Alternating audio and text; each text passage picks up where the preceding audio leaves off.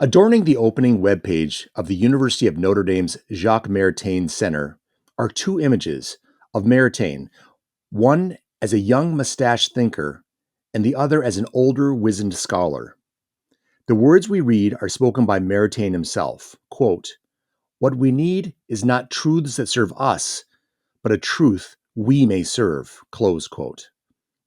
Dr. Therese Cory and Christopher Enabnit on the good work being done by the University of Notre Dame's Jacques Maritain Center now. My name is Tod Worner, and this is the Evangelization Culture Podcast from Word on Fire. Dr. Therese Scarpelli Cory is the John and Jean Osterly Associate Professor of Thomistic Studies at the University of Notre Dame, where she directs the Jacques Maritain Center. She's a philosopher working on medieval philosophy, focusing on themes like the nature of the mind, the human person, consciousness, the immaterial soul, and the relationship of imagination and intellectual thought. Therese has a special interest in rediscovering the authentic thought of St. Thomas Aquinas, understanding him as a real-life historical thinker who grappled with fundamental philosophical problems in conversation with sources like Aristotle and Avicenna, and contemporaries like St. Bonaventure and St. Albert the Great. She's also interested in exploring how Thomistic ethical principles can help us navigate difficult social questions today from the perspective of Catholic social teaching. She is an ordinary member of the Vatican's Pontifical Academy of St. Thomas, promoting the ongoing importance of Thomas Aquinas for the philosophical and theological life of the Church today. Christopher Enabnit serves as a program manager at the Jacques Maritain Center, supporting the center's various research initiatives and student programming. He earned a BA in philosophy and theology and a Master of Theological Studies from the University of Notre Dame. He and his wife, Louisa, are the proud parents of 2 children. Therese and Chris, welcome. Thank you. We're so excited to be here. It's a pleasure to be here, Todd.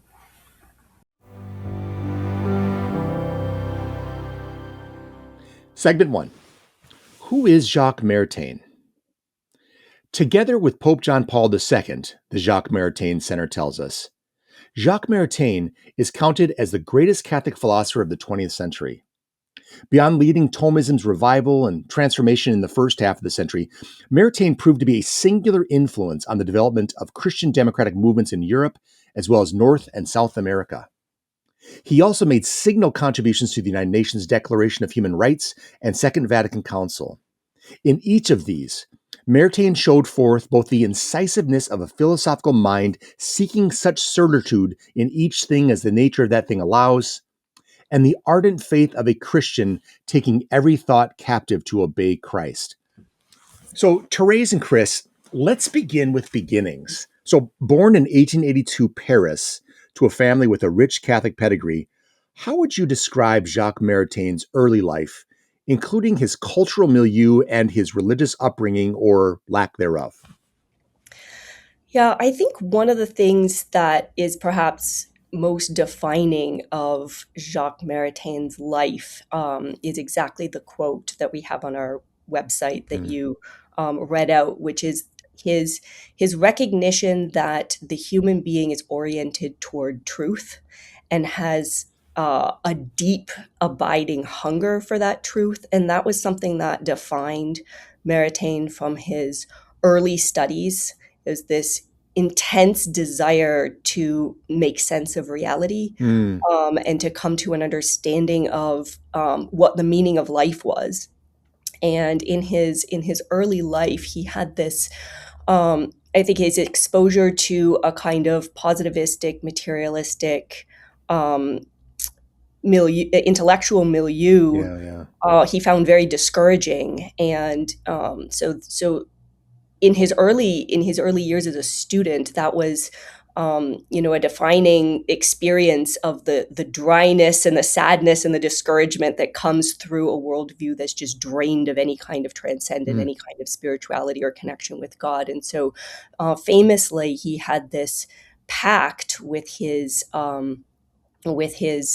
fiancée at the time, Raissa Maritain, who they had made an agreement that if they did not find the meaning of life by the end of the year, that they would commit suicide together. That's how seriously they were taking this. So they were really devastated by this experience of the emptiness of modern thought. And so luckily in their philosophy class with the famous philosopher Henri Bergson, they experienced through the philosophy of intuition a shift in perspective, that it was possible to see reality in a different way. And that set them on a different track. And they followed this hunger for truth all the way into the Catholic Church, where they met Thomas Aquinas. And Thomas Aquinas became Maritain's intellectual hero. For the rest of his life, he became a big proponent of Thomism.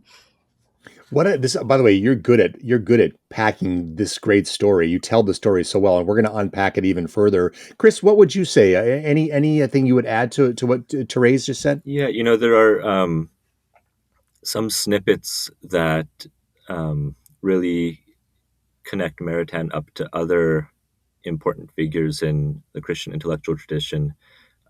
So just to talk a little bit more about this encounter with Henri Bergson, there's an anecdote that Raissa shares that's really evocative. Henri Bergson introduced Jacques and Raissa to the philosophy of Plotinus. And she describes just reading the words of Plotinus as something that was so life-giving for her.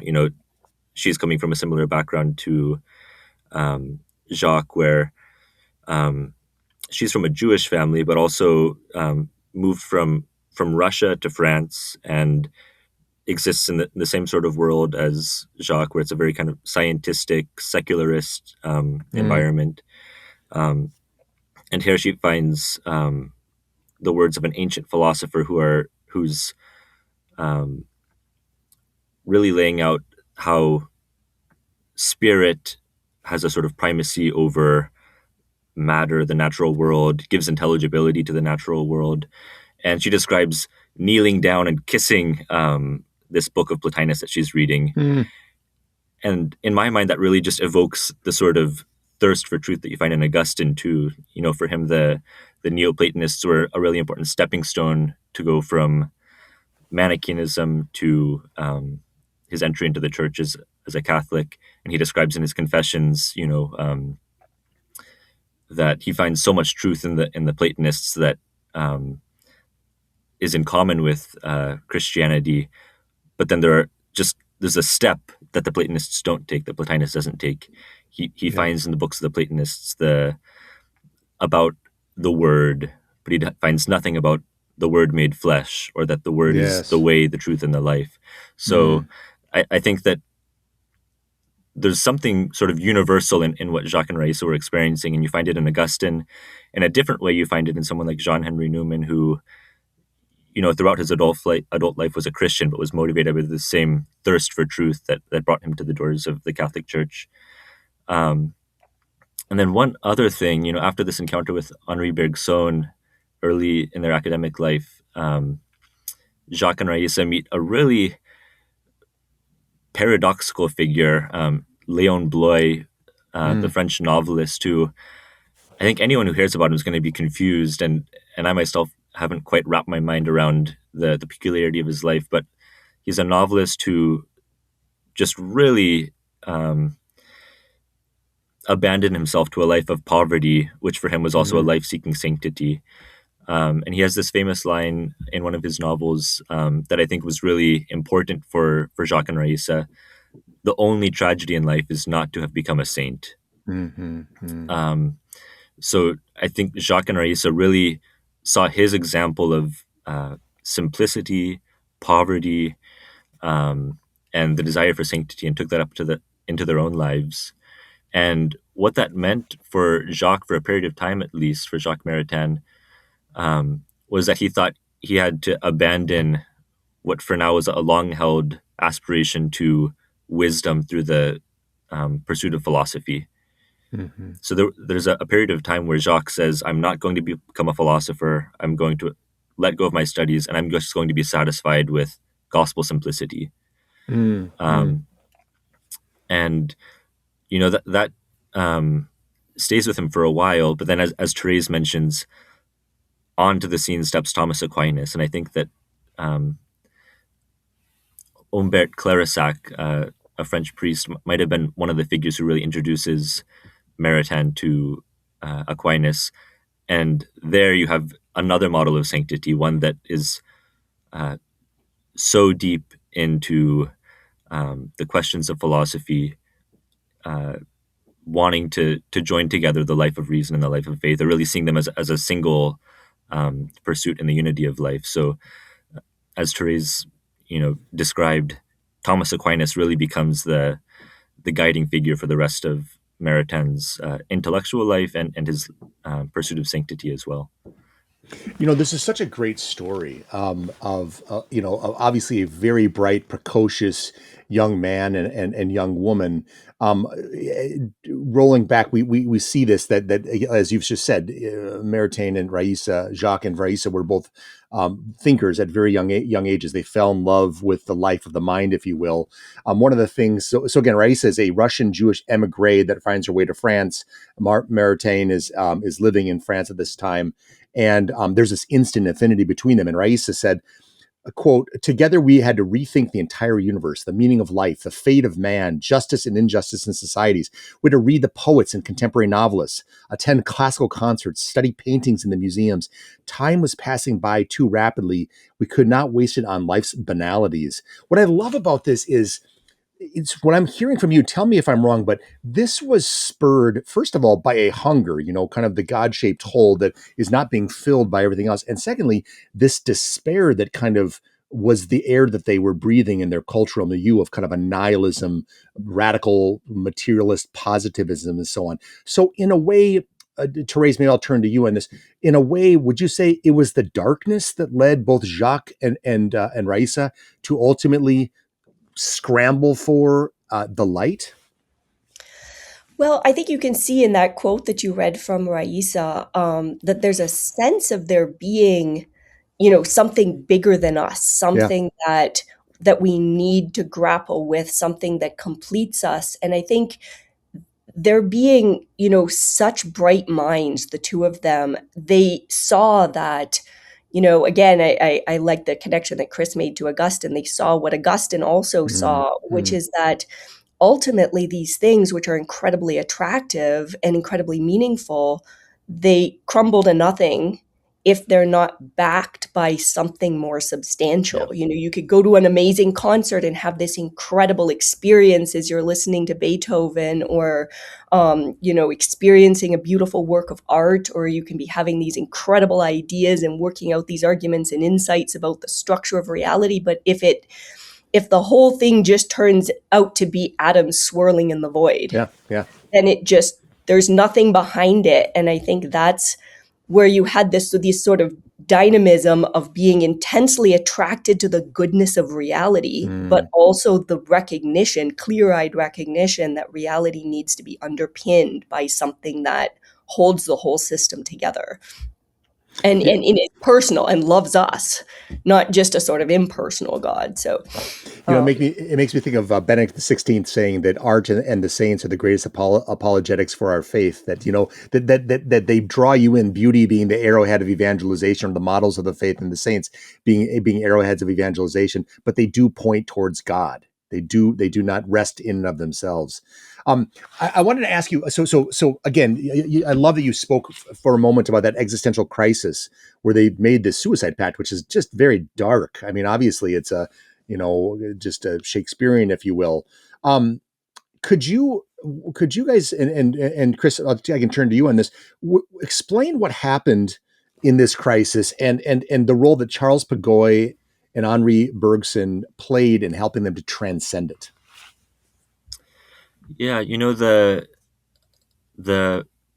what I'm familiar with the role of Charles Pagoy is maybe one step after the conversion. He very well may have played a role in this transition from despair to enlightenment and faith. But the part of the story that I'm most familiar with is actually once Jacques actually becomes committed Catholic and so desiring of sharing his faith with other people. And Pagoy is a very significant figure at the start of the 20th century, where um, um, he's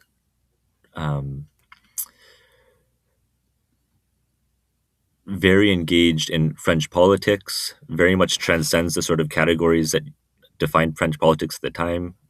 If we dropped him here in our own day, he would probably transcend our political categories as well. Mm. And he was very motivated. Also, his most famous book is this prose poem, "The Portal of the Mystery of Hope." Mm-hmm. I don't know when that was published, to be honest, but you can see that the animating idea for him of this hope that is attentive to the particularities of day-to-day life. A father looking at his children and wondering what's going to become of them. Here's something new in life. This is something that also animated maybe his involvement in politics. That yes, we have a hope that transcends everything of this world, that leads us through our trust in God to heaven. But that hope also animates and characterizes our engagement in the things of this world, the way that we engage in our relationships with family, our community, our broader political engagement. Piggy also had a sort of a difficult family life, because I think, even before his return to practicing the Catholic faith, he entered into a marriage with a woman who wasn't a Catholic. His children weren't baptized. And so he had this cross at the center of his life of not having the faith animate his family life. I think it was something that was very difficult for him, and it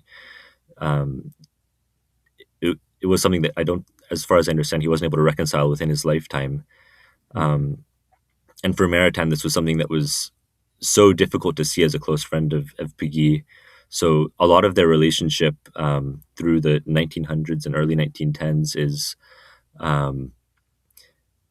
animated by Maritain on fire with the faith and wanting to see the faith reconciled within Piggy's family life as well. So I think when Maritain looks back at his life, at this part of his life later, he sees,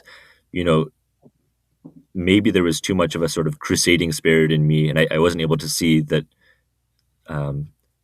this part of Piggy's domestic life needed to be respected in a way that I wasn't respecting. So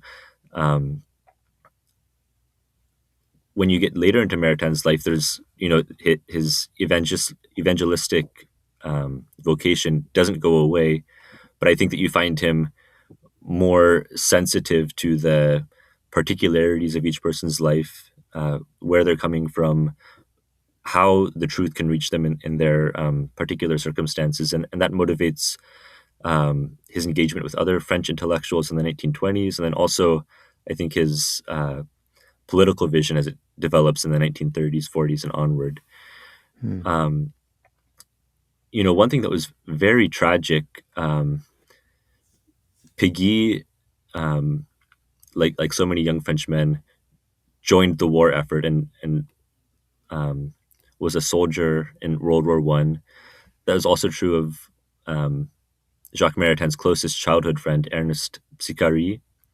Both of them are killed early on in the war. But Jacques Maritain himself had some sort of health difficulty in the right at the onset of the war. So he had an exemption from the war. He actually wasn't even in France at the outbreak of the war. I think he was on retreat off the coast of France.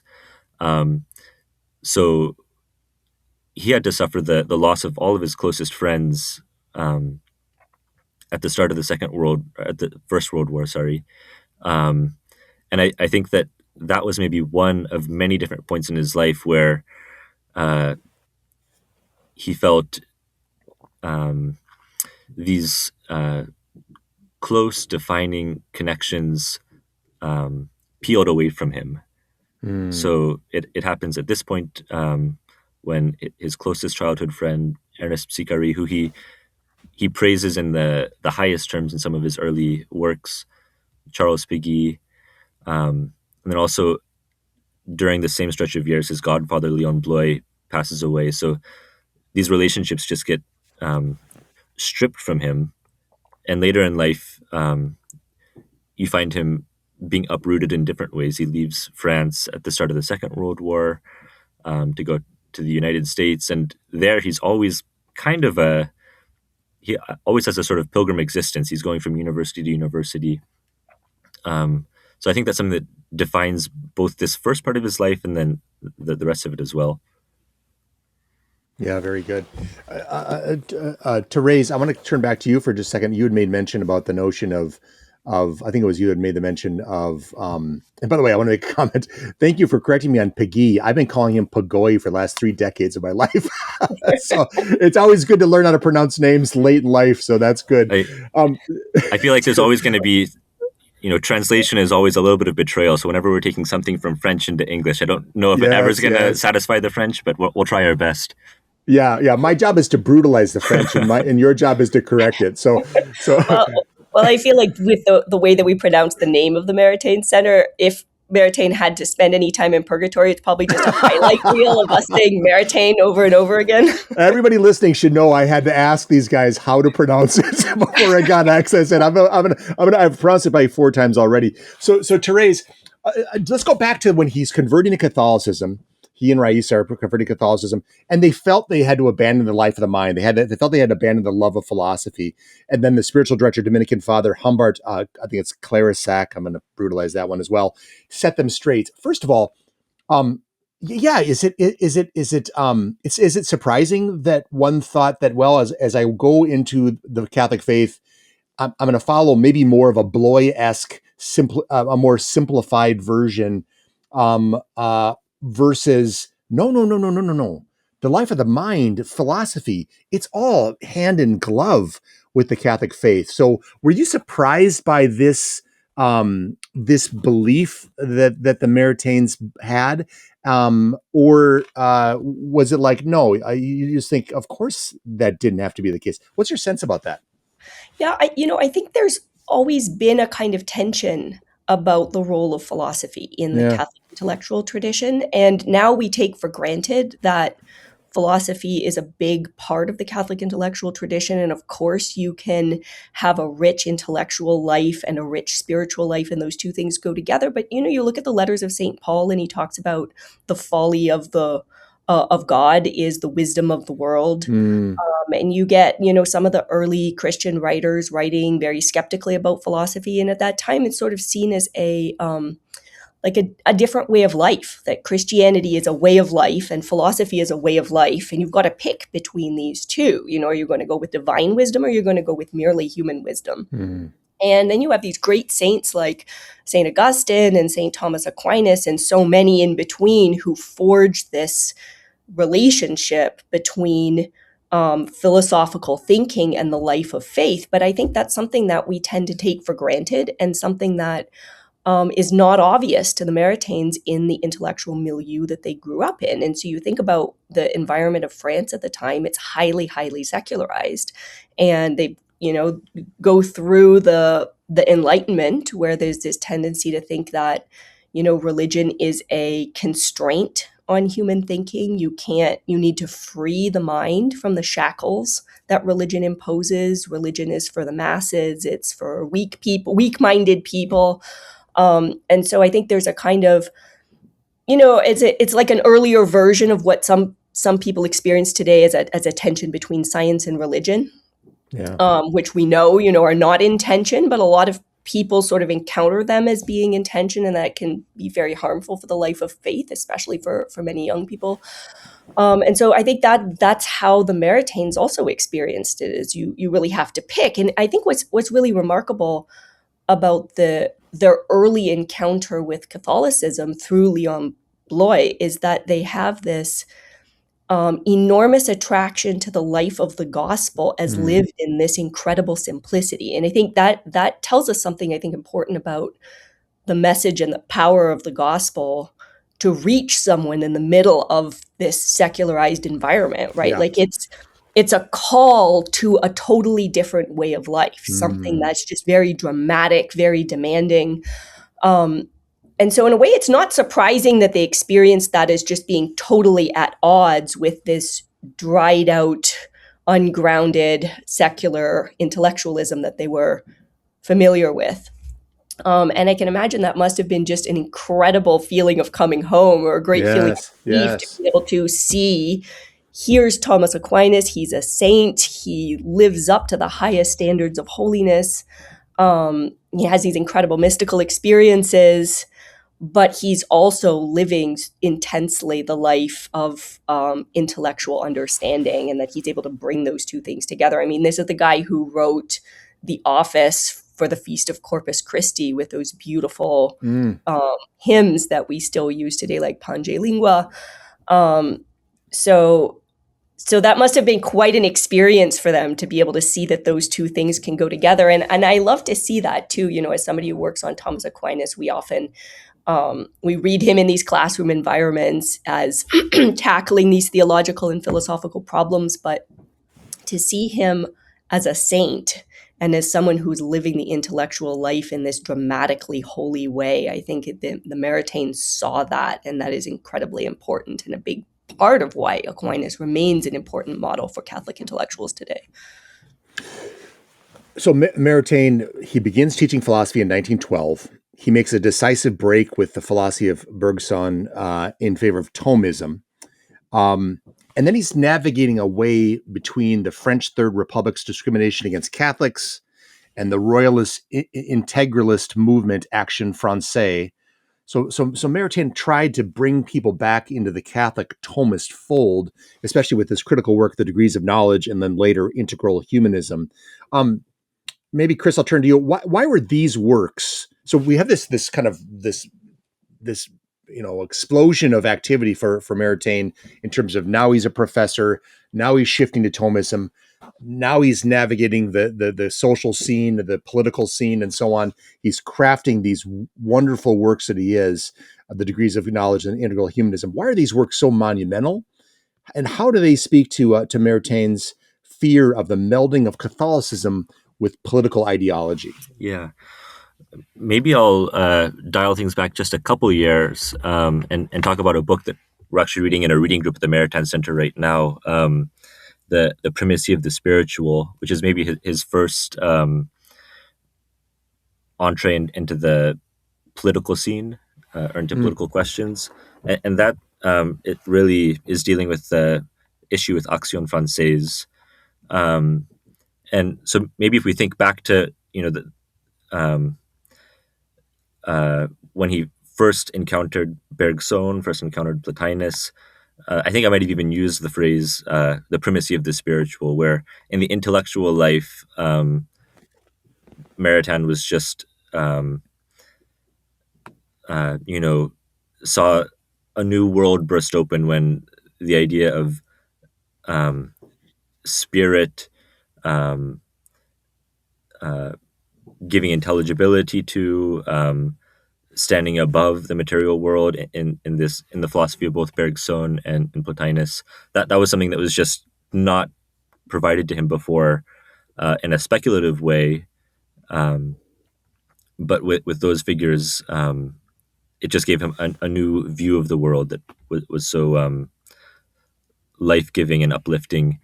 So about 20 years later, he writes this book, The Primacy of the Spiritual, which isn't so much about speculative questions, but political, practical questions. So we're thinking of the primacy of the spiritual in a different sort of way. So as you mentioned, the political scene in France since the start of the 20th century is sort of defined by laïcité. The French church in many ways is persecuted, suppressed. Lots of religious need to leave or give up religious life in France. So you can imagine that French Catholics, who form a large portion of the population, just find themselves in a sort of beleaguered existence. And from this rises the movement Action Française, which, funnily enough, the leader of Action Française himself wasn't a Catholic, wasn't religious, Charles Moreau, but he had this notion of the church as really important to political life. It gives a sort of mode of communion that is outside of party factionalism. It connects us with our heritage, with our past. So he has this sort of functional idea of why Catholicism is very important for the French nation. There are lots of Catholics who are part of Action Française who have a different understanding of the role of religion in civic life. But it's Charles Moreau who's leading the movement. And it's Pope Pius XI who, in the mid-1920s, condemns Action Française specifically because of the this thesis of Moreau that the church kind of has this functional role in political life to integrate us with each other, with our heritage, and give us a sort of more noble view of the nation. And Maritain is probably the most vocal supporter of Pope Pius XI's decision to tell Catholics to disband from this movement. And what he does in the Primacy of the Spiritual is really lay out how the church has a distinct mission that's different from that of the state. The state is here to serve our temporal ends, which includes not just our material needs, but also our moral needs. The church exists for the salvation of souls. And that is not unrelated to other moral questions that the state is involved in. So Maritain really lays out why Pius XI is within his rights and his prerogatives to say that Catholics can't be joining up with this organization that has a fundamentally disordered view about what the church is on about. If the church, in the view of Action Française, is not primarily existing in the world for the salvation of souls and guiding people towards that end through preaching the gospel, through sharing what is the right moral life, then that just means that Catholics invested in Action Française are misguided on what that movement is about and perhaps what the church is about too. So that's Maritain's first foray into these political issues, and he remains a political commentator, throughout his life. He's really important. Integral Christian Humanism is another text that's maybe his masterwork in this regard. But he's also involved in the drafting of the UN Declaration for Human Rights. He's an ambassador from France to the Vatican. So I guess I'll leave that there. And I think you had mentioned some other works too that you're interested in. Yeah, and you've touched on a lot of these, and they give the degrees of knowledge, integral humanism, and I think you spoke very articulately to the concern about the melding of Catholicism and political ideology. So no, I appreciate that.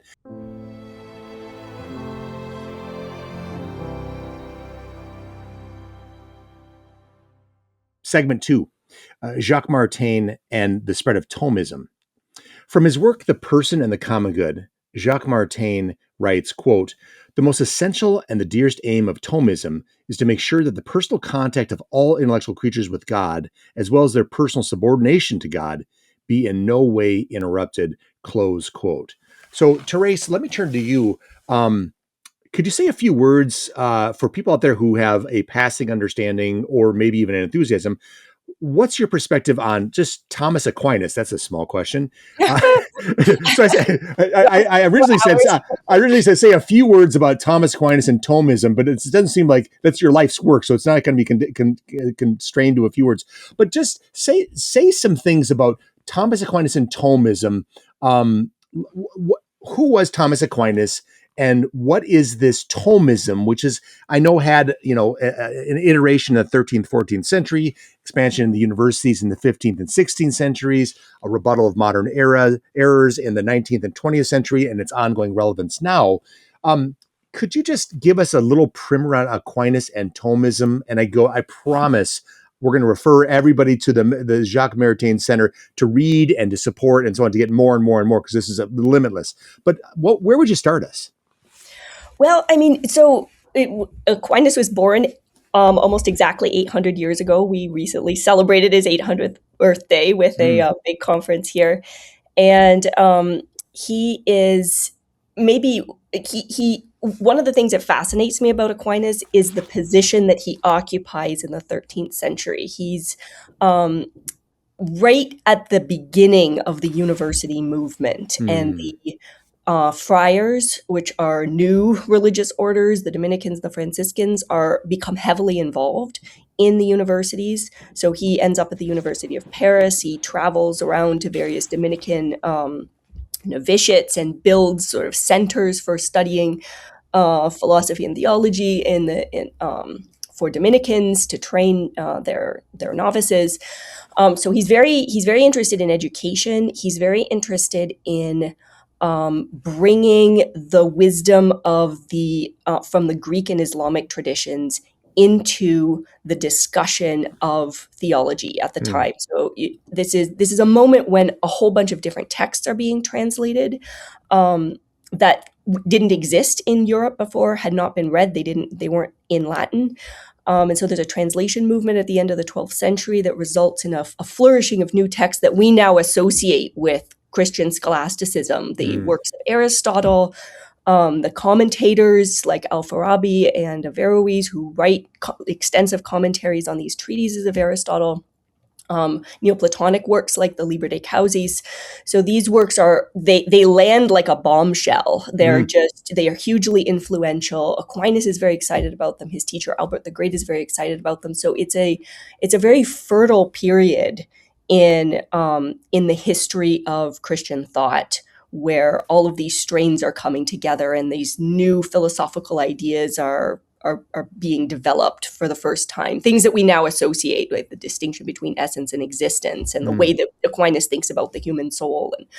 And so that's something that I think he characterizes him as a kind of intellectual role model, is this openness to a wide variety of sources and truth wherever it can be found. He's eager to have as his interlocutors philosophers from every tradition. Sure. I think that's a great role model for us. So he's a kind of magnanimous thinker. He's also a very clear and systematic thinker. So because of his role in Dominican education, he thinks a lot about what order we should teach people in, like what topics should come first, what depends on what. You look at his Summa Theologiae, and he's thought this out very carefully. Like you start with the philosophical understanding of God, you move to the theological Trinitarian understanding of God, you move to God's religion, so that's God in himself, but then you move to the relationship of God to the world, and then you move to the human being, and then to the activity of the human being through the life of virtue and the life of grace, and then concluding with Christ, who brings us back to God. So there's a kind of circular movement through the Trinity of moving from God and going back to God. And so there's a kind of pedagogical sensitivity there that you often don't find in a lot of great thinkers. Their minds are full of stuff and they're getting their ideas down, but not necessarily in the most organized way. And I think that's been, in a way, one of the secrets of Aquinas' success in the subsequent history of Catholic thought, is that you can always turn to him and find a very orderly treatment that lays things out in a very clear way. And the Dominicans saw that right away. And when they were thinking about whose thought to promote in their studia. So I think that's part of why Aquinas has eventually became almost synonymous in certain periods with Catholic theology and the underlying philosophical movements. So let me ask you this. If you walked up on the street and they said to somebody and they said, now tell me about yourself and what you do. And you said, I'm a Thomist philosopher. Given that wonderful, again, you're unbelievable at good at giving phenomenal, concise descriptions on very complex things.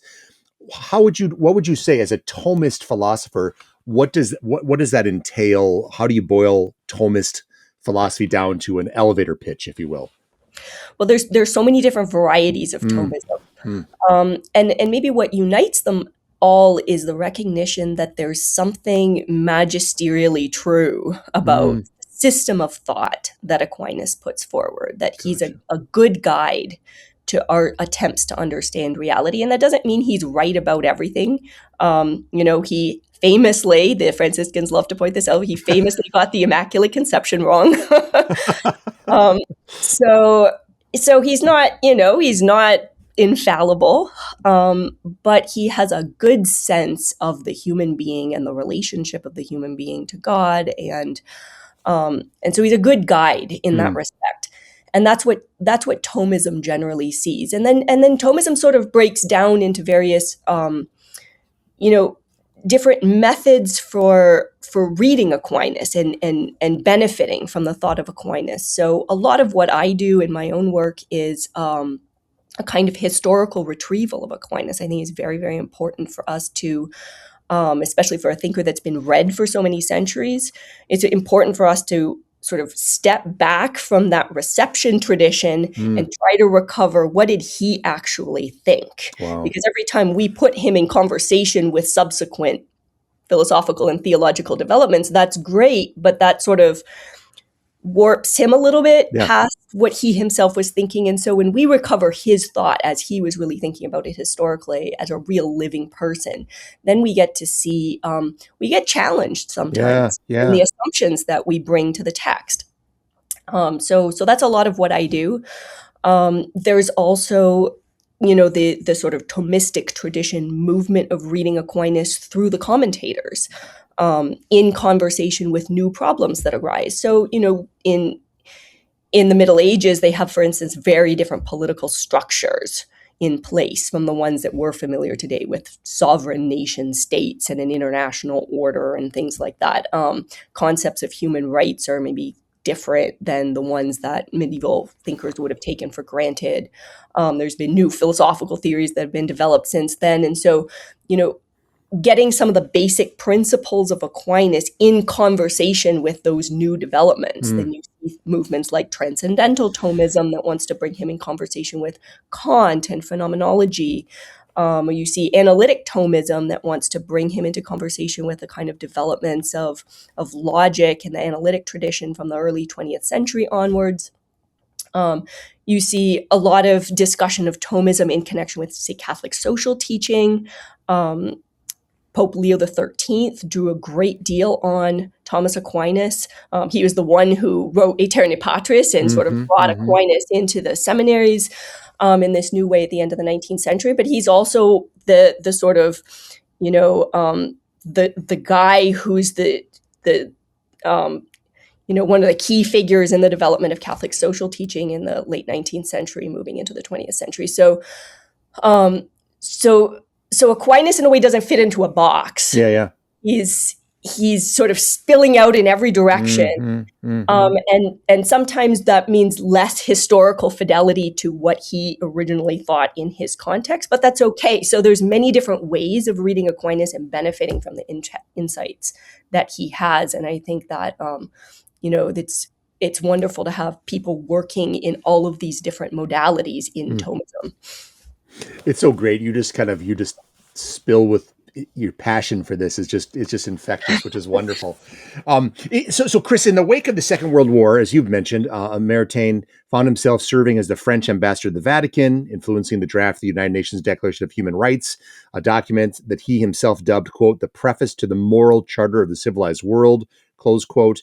And thereafter, Maritain spent more time in America. So could you, Chris, say a little bit about the role he played at specifically American universities like Princeton, University of Chicago, and ultimately some the time he spent with the University of Notre Dame? Yeah, so he was domiciled at Princeton for most of his time in the United States. He really left France on the eve of the Second World War, and as I understand, there was actually as Nazi Germany was preparing to enter and take over Paris, there was actually an order to apprehend Maritain because of his vociferous opposition to Nazi ideology and maybe the parts of French society that were especially sympathetic to that.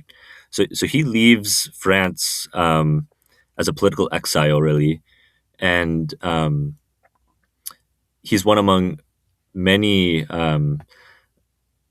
French scholars to leave on those terms.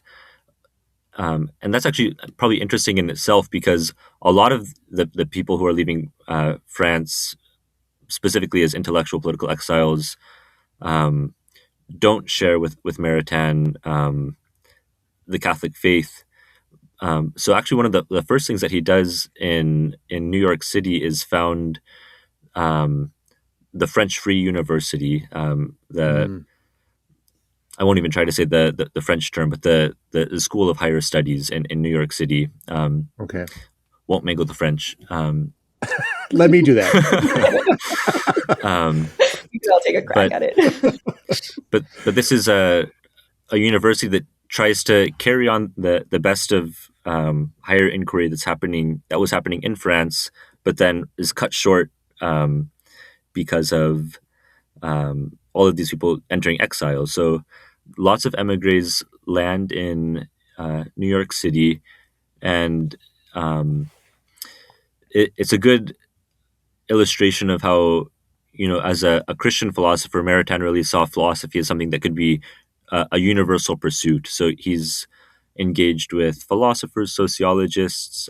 Claude Lévi-Strauss, I think, is one of them, who are just wanting to continue the pursuit of learning and research, even in the midst of wartime. And they find this as a sort of way of declaring the freedom of the French spirit, also the importance of the life of the mind, even in the most dire of circumstances, once they arrive stateside.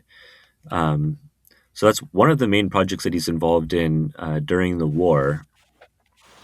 He's also at Princeton, as you say. He's closely involved with the Committee on Social Thought, which is founded around this time in the University of Chicago. And actually, one of his pupils, who becomes a really important colleague for him, is Yves Simon, who, like Maritain, left France, first taught at the University of Notre Dame, and then became a really important faculty member early at the University of Chicago. And as I understand it, Maritain received some pushback, especially at Princeton, where the idea of a Catholic philosopher really sounded like an oxymoron to what was the status quo for the Princeton philosophy department. So you can think of at this time other people that might have been walking around Princeton would be like Kurt Gödel, the logician, Albert Einstein. So Maritain is rubbing shoulders with some of the most important thinkers of the 20th century. But some people, maybe just the American kind of Anglo-Protestant status quo, looked a little bit with suspicion at the idea of this Catholic philosopher who's entering ranks with the philosophy department. So I think that he experienced a little bit of isolation at Princeton, even though that was where he was. He spent the better part of his years in the United States. At Notre Dame, he had a really faithful follower in the figure of Joseph Evans, who was involved in social philosophy. and was an early translator of Maritain's works from the 50s onwards. So Joseph Evans in 1958, with the blessing of Father Theodore Hesburgh, the president at the time of University of Notre Dame, founds the Jacques Maritain Center, saying that, and really the mission of the center was to carry on the sort of philosophy that Jacques Maritain himself was engaged with, inspired by the philosophy of Thomas Aquinas, engaged in the most pressing issues that our world finds itself engaging at this time. And Maritain himself was present at the founding of the center and gave it his blessing as well. So Evans is a really special figure that I've only come to learn through my work at the Maritain Center. Aside from his work expositing and translating and disseminating Maritain's thought for the broader American public, he was a really cherished professor at the University of Notre Dame. He had, there have been students who, maybe class of 1970 or 1969 will come up to the Maritain Center and share with us, Joseph Evans was the one who inspired me to study philosophy. Oh, wow. I owe so much of my life to him. And this isn't someone who these aren't people who went on to become professional philosophers, but people who found in Evans a special wonder at the world. Evans loved to assign The Little Prince by Antoine Saint-Exupéry to his undergraduate students, loved to quote poetry to them. So the line that he especially loved was to see the world in a grain of sand and heaven in a wildflower from Blake. So Evans really gave Maritain to an American audience in a special way, but also brought Maritain's philosophy onto Notre Dame's campus and spread a spirit of, especially philosophy. Aristotle says philosophy begins in wonder. He was really able to introduce students to the wonder that becomes the impetus and driving force of philosophical inquiry. Incredible. Therese, you became director of the Jacques Maritain Center in 2023. Your background is you studied philosophy at Ave Maria College. You, I think, got your PhD at the Catholic U of America. Tell us a little bit about your decision to study philosophy, and what role did Jacques Maritain's work have on, or what impact did it have on you? This is kind of a three-part question, right? How did you decide to study philosophy? What in your formation, how were you formed to some extent by Jacques Maritain? And thirdly, what made you decide to answer the call to be the director of the Jacques Maritain Center? Yeah, I mean, I had a kind of strange path into philosophy. I read Chesterton when I was a teenager. I got completely hooked on Chesterton. It was a thing I did with my first paycheck, with my first job, was buy the collected works of Chesterton. Good work. So that was my first exposure to philosophical thinking. I was just blown away by the fact that he could take these kind of theological questions or basic questions that any Catholic or Christian might have about reality, and then just take them apart and try to solve them and provide answers and arguments. And that was incredibly attractive. So I had some great philosophy classes at Ave Maria College. I ended up majoring in theology and classics, but theology was taught from a very philosophically grounded perspective there. And I was exposed to the writings of Thomas Aquinas. And it was really, I think, probably Aquinas that brought me to philosophy in my college years, just by the way that there's no theological topic in Aquinas that doesn't have philosophy running through it. I mean, you can't talk about the Trinity unless you understand the human person. You need to know what a relation is.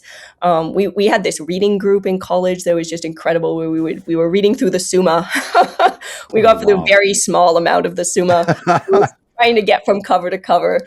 And, we just had to keep stopping all the time because we were always running up against these philosophical concepts. And then the professor would have to stop and explain what's going on, what is substance, what is accident. So you just get such a philosophical education from Aquinas just through reading even the most theological parts of the Summa. And then when I went to grad school, I kind of didn't know whether I wanted to do theology or philosophy, but I realized, it is these underlying philosophical topics, the nature of time, the nature of personhood, the nature of consciousness. Like, that's what really interested me in. I could see that those were the things that explain more fundamentally what's going on in the theological topics that are so clear to us. So I had a wonderful education in philosophy at the Catholic University of America, which also specialized in Aquinas. And through this whole time, I never encountered Maritain, I think, except once when I was writing my BA thesis at Ave Maria on Christ's knowledge, the beatific vision, and how Christ could have the beatific vision in his embodied condition prior to the resurrection. And Maritain is written on that. And so that was one of the pieces that I read in my research, and he writes really beautifully on Christ's knowledge. But really, it wasn't until I got to Notre Dame that I encountered Maritain in a much fuller context, because he was here many times to visit. He's left this legacy here. We have his papers from his time in America. We have them here at the center. People come and use them. We have a whole library that we try to collect everything pertaining to Maritain's own writings, but also 20th century Thomism and the literature and people who are grappling with the thought of Maritain today. So really, that was my first extensive exposure to Maritain. And for a while, the center had a kind of heyday under Ralph McInerney, who was a great Thomist, a great proponent of Maritain ran the center for many, many years. Then there was a kind of period where there was less activity going on. And so when I was asked to be the director of the Maritain Center, there was this thought of, well, how can we revive this venerable center, which has existed at Notre Dame since 1958. It's dedicated to the thought of arguably one of the greatest Catholic philosophers of the 20th century, and has had this incredible role in 20th century and early 21st century Thomism. And so I'm so excited to be part of this, because there's so many things that we're able to do on campus around this. There's an enormous amount of energy for the thought of Thomas Aquinas among our students. And we're able to do a lot of programming around that. And I think Maritain, one of the things that I think he can bring to us is he was a student in an environment very much like our own. That is very secular. And where religion is under a huge amount of pressure. And often the temptation is just kind of either go in the direction of a kind of dry intellectualism, or to go in a kind of anti-intellectualist sort of focus on just pure spirituality. And he brings those two things together. And one of the quotes from the founding document of the center, there was a press release in 1958, and Joseph Evans, the founding director at the time, he quotes Maritain's letter to Jacques Cocteau, where he writes that the problem with the world today is that we can't get together. He basically says we can't bring together a toughness of mind and a softness of heart. The tough-minded people have hard hearts. Wow. And the soft-hearted people have soft minds. And Maritain says what we need is people with tough minds and soft hearts. And I just think that is exactly true for us now. And that's what I hope we can keep bringing forward. That's why I think he's such a great role model for us and for our students here. Well said. Well said. Chris, you've served as program director for the center since 2023 as well.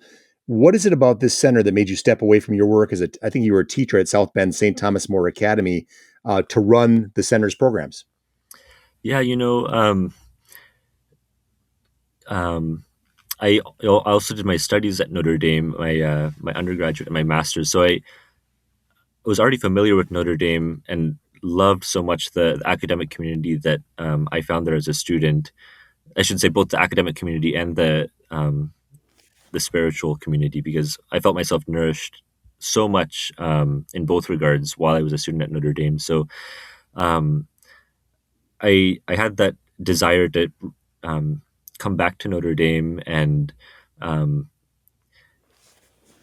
re-enter that community and maybe serve and give back in a way that I felt I had received so much, and maybe I could find a way to contribute to advancing that mission that Notre Dame has. So the it just so happens that Therese was my introduction to philosophy professor when I was a freshman back Oh, in wow. 2016. So um, I know your daughter's an architecture student. When I was Right. a freshman, I myself was enrolled as an architecture student, and Notre Dame's architecture really emphasizes the graphic arts. That there's a connection between the eye, the hand, and the mind. And if you're not exercising that connection, you're actually not going to have a good understanding of space and the way that our built environment is um, forms us spatially and our imagination spatially. So I found myself getting into the architecture curriculum and realizing, I love buildings, I love architecture, but I don't think I can catch up with all of my classmates who are these great artists, and I'm trying to draw a vase or a bowl in this introductory art class, and all of my classmates who are phenomenal artists are happy to spend their time in the studio until 3 a.m. on a Saturday night, and I myself love my sleep, find myself not progressing in the architecture curriculum. So I thought, okay, that's not where my heart lies, and I was kind of thinking, what else should I do as a student? And I just had this phenomenal experience in Therese. At the time, I would have called her Professor Cory's class. And we were reading these texts that I had already encountered in some other places, like Joseph Pieper's Leisure, the Basis of Culture, which was maybe my first introduction to philosophy. But I received it anew in this class, also Aristotle, Plato, Thomas Aquinas. So at that time, I had, on one of my essays, I think I wrote on whether we ought to educate for the end of the human person or our social roles. That was the question that was at hand, and I was kind of doing a grab bag of people who I think say something relevant. I was probably putting lots of philosophers in conversation that, or saying philosophers thought the same thing, who thought very different things. It was my freshman attempt. I was one step before being sophomoric. Yeah, good one. But anyway, Therese really encouraged me to study philosophy. So we had a little bit of a prior relationship through that. I studied philosophy and theology, and the Jacques Maritain Center I just recognized as a place that could really support the life of the mind at the university. And when I knew that Therese was stepping into the role of director, I thought, oh my goodness, could I work with anyone better than Therese Cory? So that was really exciting for me as well, just the thought of being able to join in what she was doing at the center. So it really, one thing that's been so special is our student programming that we've gotten off the ground since last year. I find so many students that are really wanting to continue conversations that maybe take place in a sort of formal way in the classroom, to give them a new life and a sort of communal setting outside the classroom as well. So I think the Maritain Center really is supporting that through our student programming. And it's not just the students, actually, the faculty too. It's so easy. I've learned, once you get into the research mindset as a faculty, to think that you've just got to publish, put the nose to the grindstone, and if someone reads your work 1,000 miles away, then that's considered a success, because but so faculty are really starved for genuine conversations about what they're researching, and the Maritain Center is one place on campus where we're really able to bring what people are doing in their academic work, their research, and bring people together to talk about that in a way that really feeds the life of the mind.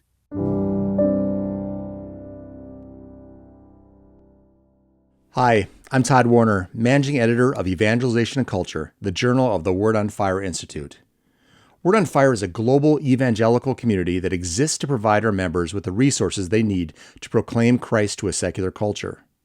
Our award-winning quarterly journal, Evangelization Culture, is offered exclusively to Word on Fire Institute members.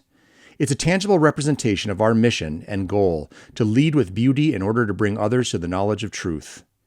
Inside each issue, you'll find writing from premier scholars and inspiring pieces on literature, culture, and daily life from fellow missionaries on the journey to know and serve Christ.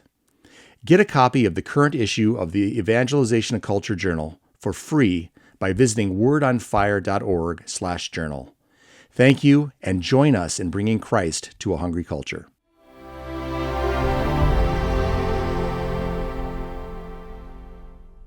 Segment 3. The work of the Jacques Maritain Center.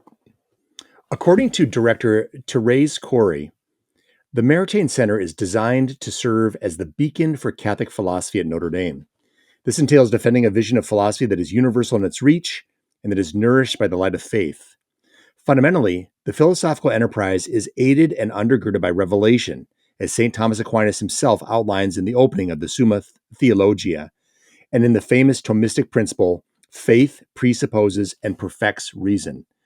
So, Therese and Chris, the Jacques Maritain Center engages students as Maritain's fellows, graduate students as Michael Novak and Karen Laub Novak fellows, and academics as visiting scholars and research affiliates.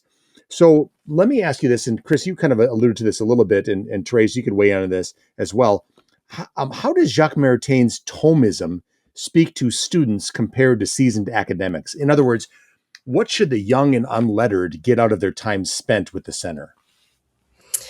Yeah, so what we're always trying to do in our student programming is to provide sort of scaffolding for engagement with the perennial questions of human existence, the basic philosophical questions in light of faith. And we want to do that in a way that engages students intellectually outside the classroom and continues to build this culture of intellectual engagement outside the classroom. We're particularly eager to bring in undergrad and graduate students together into the same space. And so our student programming is largely student-led. We have it's structured a little bit like a Thomistic Institute chapter, if you're familiar with those, where the students have their student presidents, they invite their own speakers, they figure out what reading groups they want to start. We run a cercle d'études, which supports students having a discussion with a different faculty member every week in a group about a topic that the faculty member is working on. And in all of these activities, the key thing that we're trying to hand to students is this experience or this encounter with something that's deeply true, but also deeply difficult. And there's and this is where philosophy is different from apologetics, right? We're not just trying to, or a debate or something, we're not just trying to come up with a series of arguments in favor of a thesis, but we're really trying to understand something. What is the human soul? Yeah. What is the relationship between the individual and the community? What is community as a kind of good? And these are the topics that are underneath a lot of the debates that we have, or the slogans that people use in political life or in their ordinary conversations with each other. What is justice, as Plato keeps telling us we should be asking? So I think if we think about Maritain as a role model in this, and Thomism as a kind of superstructure that helps us do this, it's because there's a sense in Aquinas, there's a sense in Maritain that there's something objectively real to understand, that's deeply important to the life and flourishing of the human being, that it's accessible to us, but not easily accessible. And it's something that we can only unpack over the course of our lifetime in conversation with other people. So it's not an isolated project, it's a social project, it's a communal project. And that's why we put so much emphasis on discussion and seminar style discussions in our student programming. Chris, let me turn to you. And so, needless to say, while Thomistic philosophy and the scholarship, and this is Therese, as you were alluding to this, while Thomistic philosophy and scholarship it generates can be both lively, scintillating, and transforming, it can also sometimes be heady, abstract, and challenging. And so, Chris, speak to this if you don't mind. Is Thomistic thought ever too dense to convey its relevance to the modern world? And what advice would you give to people who get bogged down in some of those places of Thomistic challenges? That's interesting. As I've been involved in the intellectual community at the Maritain Center, I'm always learning that,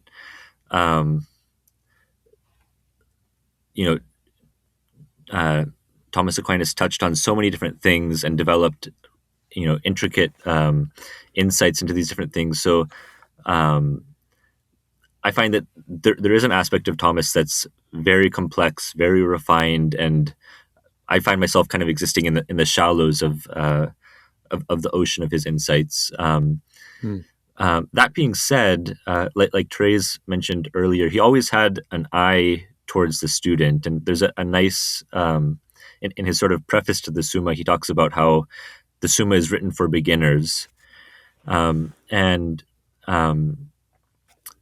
I kind of doubt that sometimes myself when I'm reading it, but but that's pretty good beginners over there. It's a good ad campaign. Yeah. There's no question. But as a matter of fact, our student fellows program has an application involved for joining the fellows program, and there we ask students to talk about their the philosophical questions that they find themselves returning to, their engagement with Thomas Aquinas, and it really is outstanding that you see that students, sometimes even before they're entering college, perhaps aren't even coming from a Catholic background, but are asking themselves philosophical questions, asking themselves questions about God and the world, and they've found Thomas Aquinas as an interlocutor. So we'll have students in their applications that will say, I was asking myself about the existence of God, and I found myself convinced by Thomas's proofs. And that brought me to Catholicism. And it was actually through this intellectual path that I had never thought about liturgy or devotion or religious practice as something that was important. And it was through the life of the mind that those, after I was convinced by Thomas about the existence of God, that I started entertaining these other questions about religion. So, it really is the case that our philosophical questions are universal. They engage each one of us. They excite each one of us. And I do find that for myself, when I was a student, and our students in our Maritain Fellows program do really find Thomas's insights, his mode of argumentation, as well as really compelling for them to enter upon these questions. Yeah, and if I could add to that too, I think one of the things that people find attractive about Aquinas when they're encountering him for the first time, if you can navigate the jargon is that's the challenge, right? But there's so many great introductions to Aquinas out there, by Ed Feser and Stephen Brock and Bishop Barron. So there's lots of entry points that people can use to familiarize themselves with the jargon. And once you have that down a little bit, the thing that's incredibly attractive about Aquinas for a beginner is that the topics plug into each other, so you understand, once you start figuring out something about virtue, you realize, oh, well, now this is connected to justice, and that's connected to law, and this is connected to grace. And so the things start fitting together into a whole. Sure. And I think that satisfies something really deep in the human person, where we're looking for a picture that connects up, as opposed to just little bits of random information that are sort of, we're accumulating, in some kind of dried out way. We want the picture to sort of come together, and that's something that Aquinas can really help us with. Therese, can you say something about the exciting new research emerging from the center? I mean, it's incredible that you have these decades of archival material from the lives of Jacques Maritain and Yves Simon and so on, as Chris was mentioning earlier. What kind of research is emerging from what you guys are doing? Yeah, so we just instituted a series of small grants for researchers to come and use our archives to facilitate that kind of work. And it's been very exciting to see the kind of work that people are doing. So Maritain was such a wide-ranging figure and connected to so many different discourses in the intellectual life on both sides of the ocean in the 20th century. So we have a priest from Chile who has come and he's doing a dissertation and was working on the relationship between Maritain and the famous liberal philosopher John Rawls. And, other people are working on his influence on African thought in the 20th century. And we have other people who are looking at his relationship between the way that he interacted with 20th century artists, especially in the avant-garde. And so there's a lot of dimensions of Maritain's life that remain to continue to be explored, and going through his letters and seeing the communications that he had with different people. We just found recently he was close friends with Marc Chagall. It was instrumental in getting Marc Chagall to safety during World War II. And I imagine was the person who made the connection for Notre Dame to give an honorary degree to Marc Chagall. Sure. And so we discovered a bunch of stuff in the archives, which were, handwritten notes and from Chagall that during this time that he spent at Notre Dame receiving this honorary degree. And, so you never know what you're going to find. But we also have a big initiative that we call the History of Philosophy Forum. That's one of our sort of special focuses. And Maritain himself, he talks about the importance of the history of philosophy more broadly. He said, I would never let go of Thomas Aquinas, but I wouldn't want to have Thomas Aquinas alone. He said it'd be better to have Plato and Aristotle and Kant and Thomas Aquinas. And you get the bigger picture that way, again, in this sort of quest for the whole.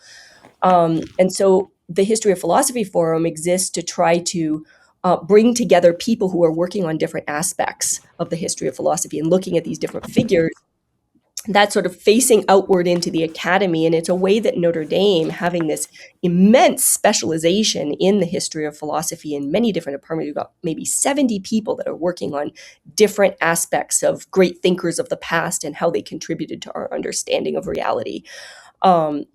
And trying to connect up all of those dots, get those people talking to each other, but also get people talking who are working at different universities on, maybe someone's working on virtue in Kant, and then get them talking to someone who's working in virtue in Plato or Aquinas, So we have a series of conferences that try to bring people together around these different themes that result in volumes of publication where we look at a theme across the history of philosophy. And I think that's a very Maritainian spirit as well, to try to recognize that the traditions of reasoning of the past have a great deal to offer to us today, and that we need to continue to mine them for the resources that they can bring and the wisdom that they provide, as opposed to just relegating them to the dustbin of history. Yeah. That's a big part of what we do as well.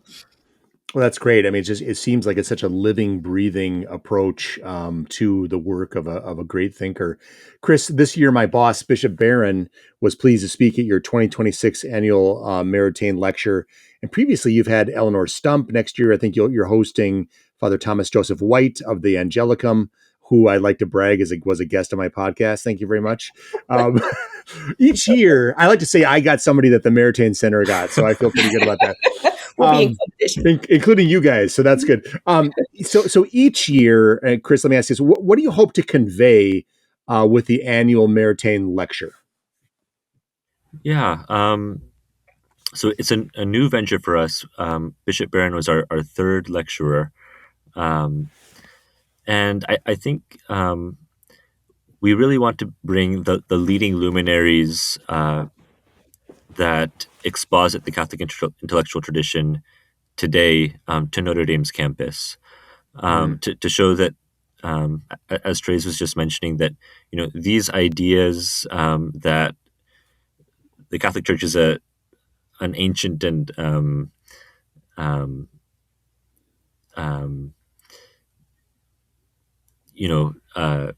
an institution that has traveled the course of time. So something that was expressed, by Augustine in the 5th century, or Aquinas in the 13th century, continues to have purchase for us. And there are certain figures, Bishop Barron, Father Thomas Joseph White, Eleanor Stump, Margarita Mooney Clayton was our inaugural lecturer. Certain figures who are particularly gifted and successful at showing how these ideas that have been nourished in the heart of the Church continue to speak to our world today. So the lecture is a particular moment of celebration where the Maritain Center can say, in the vein of Jacques Maritain, who perhaps was the figure who did this best in the 20th century, the Catholic intellectual tradition is relevant, even more is needed for us to sort through problems of contemporary relevance, whether those are social problems or intellectual problems that kind of come to light because of our particular circumstances. And we've just been really pleased with how that has developed over these past 3 years. Yeah, that's great.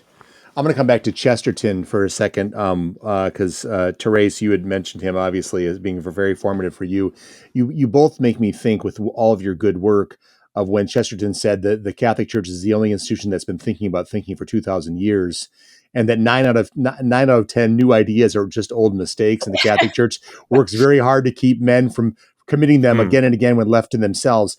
What is so eerie, but also heartening about Jacques Maritain and your work in preserving and promoting and spreading his legacy is, as you said, the parallels between his era and ours, which is the oppressive, ideological, if you will, nihilistic, materialistic, positivistic era that was then, and that we see a lot of that even now.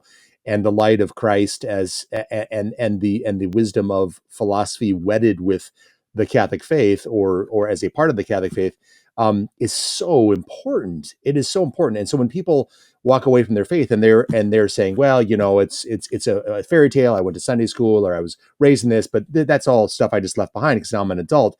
It's like you're going to run into the work of Maritain, the Aquinas, Simon, Bergson, and others, Peggy, as I now know how to pronounce his name. You're going to be blown away that this is the adult stuff. This is the banquet that you're leaving on the table when you're settling for this other weak sauce out there. So I wanted to say that kind of as we kind of wind down here, how incredible the work you are doing to preserve that it's so vital. And I know that many people far and wide are going to appreciate the continued good work you do. As we wrap up with 2 last questions, I want to first ask you, this is like, which of your children is your favorite? Tell our audience, if you will, 1 or 2 books, either by or about Maritain, that you would tell them they ought to read if they want to get a start on it. Therese, let's start with you. Yeah, there is a wonderful new book by Jason West called The Christian Philosophy of Jacques Maritain. Nice. That just came out this year. And it is wonderful. It goes chapter by chapter on the key themes of his contributions, philosophical contributions. And we are actually going to do we're going to have a guided set of video introductions for a reading group that we're going to produce with him later this fall, and release those so that people can come to our website and read the book together with the author, maybe have a little reading group at home or in their parishes, and get an introduction to the thought of Maritain that way. So I heartily recommend that book to people as really a wonderful introduction to his thought. Fantastic. Chris, would there be a book by Maritain then that you would kind of add as a supplement to that book about him? Yeah, one that might be his most famous work. It's hard to say because he has so many good ones, is Art and Scholasticism. Mm. So one thing that's particularly fun about that book is it was a source of inspiration for so many important Catholic authors, Catholic artists, I should say. So Flannery O'Connor um, found herself formed by it, Thomas Merton. Also, figures that you might not initially associate with Maritain, Igor Stravinsky. So people who read Maritain's contribution to philosophy of art found themselves actually very shaped in their own artistic production by this work. So I think that both for its own sake and then to think about the impact that it had on 20th century art and scholasticism could be a really good a good read from Maritain. Terrific. Final question, Therese and Chris, you've been so generous with your time. When your time with the Jacques Maritain Center comes to an end, and God willing, it's a long time from now, how would you each describe a successful legacy that you hope to leave behind? Wow. Yeah, I think to me, the big thing is to create this environment on campus of intellectual engagement with the deepest questions in the light of faith. Really to draw the intellectual community here at Notre Dame into the kind of intellectual life that Jacques Maritain was living. So that when students look back on their time here, they'll be able to say, I really grappled with important questions in a deep way, not just in my classes because I had to take 2 philosophy classes and some number of theology classes. And so, I'm just checking off the boxes here, but this was a time of real intellectual development and I'm taking those tools with me wherever I go. If we can create that environment here on campus, that's really what I hope to bring. And if we look back at the end of once I'm done being director and that has happened, then I will consider that to be exactly what I hoped would happen. Wonderful. Chris, how about you? Yeah, I think it's significant that this center is not just the Center for Catholic Philosophy or something along those lines, but the Jacques Maritain Center, and that Jacques Maritain himself was a Thomist philosopher. So that we find here philosophy that's not just done as a sort of abstract enterprise, but done in conversation with great teachers. And the Jacques Maritain Center itself has been really blessed with a series of great directors from Joseph Evans, Ralph McInerney, John O'Callaghan, now Therese Cory, just great teachers that really create a lasting lineage here at Notre Dame. So I think there's this personal element that the Jacques Maritain Center really offers as well that says, philosophy is something that is done from person to person. And here at Notre Dame, there's actually a history that's developed because of that, stretching back, at least for the Jacques Maritain Center, to 1958. So for students to come to Notre Dame and realize that they're participating in a tradition of inquiry that has its own venerable history, I think is really important. And I'm glad that the Maritain Center is able to offer that to campus. And I think that just the idea of continuing that, if we're able to do that successfully, I'd be really happy as well. Dr. Therese Cory and Christopher Enabnit, Catholics, Thomists, and champions of the Jacques Maritain Center, thank you so much for this conversation. It's been a pleasure talking with you. Thank you. It's been wonderful chatting. It's been a real pleasure, Todd. Thank you.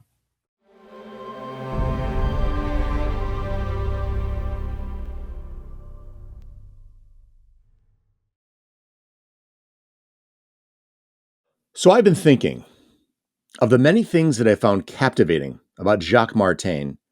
Perhaps the greatest is the seriousness with which he and his wife approached the truth. As young students at the Sorbonne at the dawn of the 20th century, Jacques and Raissa were hungry. But it wasn't honor or pleasure or power or wealth that they were hungry for. Instead, they were hungry for the truth. Having tread crooked philosophical paths before their lives converged, the young couple found themselves on the brink of despair, teetering on a spiritual abyss where they couldn't even countenance living if life was as meaningless as the prevailing worldview of scientific materialism insisted it was.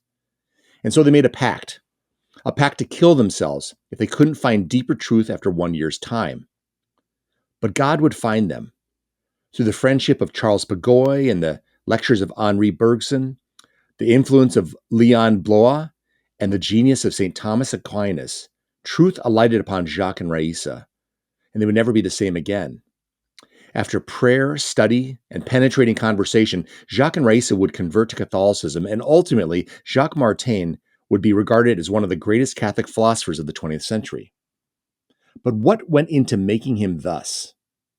A loving partner and a season of despair, an engaged friend and an intellectual epiphany, a model of faith and a corpus of thought. The fuse of belief was lit, burned slow but bright, and ultimately ignited a powder keg of palpable faith and penetrating thought. Today, the University of Notre Dame Jacques Maritain Center continues this tradition, exploring the faith and reason of a great man and his wife who started with despair and ended with God. What a wonderful story, and what an exquisite legacy. And one last thing. Visit Notre Dame's Jacques Maritain Center for a deeper dive into the background of this wise and faithful sage and his ongoing relevance to our uncertain times. In addition, pick up The Primacy of the Spiritual, his book that reflects on the indispensable role of the spiritual life and what it plays in the temporal world. It is a story of interiority, safe from the degradation of the political or ideological. Hopefully, in reading Maritain, we can accomplish Therese Cory's goal, to remain forever engaged with the perennial questions about God and the human condition. Thank you once again for joining me on the Evangelization Culture Podcast. I'm Tod Worner, and until we meet again, keep bringing Christ to a hungry culture.